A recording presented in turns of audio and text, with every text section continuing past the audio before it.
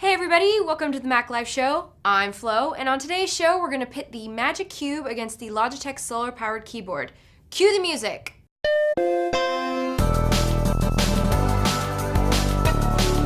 So the MagicCube is actually three peripherals rolled into one. It's a handwriting recognition device, a mouse, and a keyboard. And we're going to see today how it fares against a full-size desktop keyboard. Now we're going to use a free typing application to see how fast I can type with it, and then I'm going to compare that with the results against the Logitech keyboard.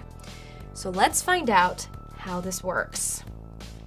And today we're going to have to use a white piece of paper because the MagicCube doesn't work very well on a steel surface. So keep that in mind if you have a very bachelor pad of an office and you plan on using this. So let's try this thing.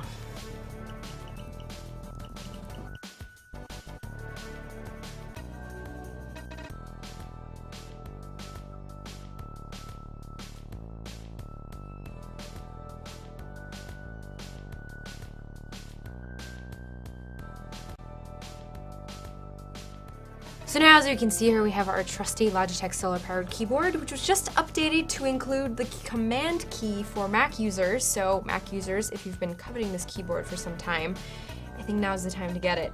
Let's see how it works against the MagicCube. My hypothesis is that it will be a lot better than the MagicCube and a much nicer typing experience.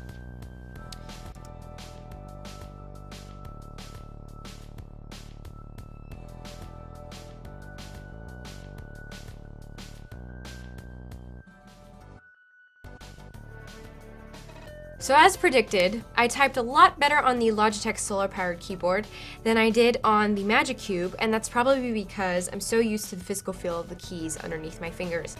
Now, if you're used to typing on a multi-touch surface such as the iPad, you might find that the MagicCube will be a good in-between for you and your laptop to get that sort of feel and to have the portability of a 3-in-1 product.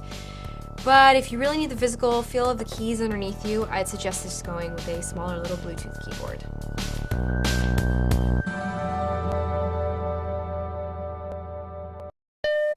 So the MagicKeyboard is actually three peripherals in one. It's got a laser keyboard, does touchpad things, and also it saves children from burning bridges.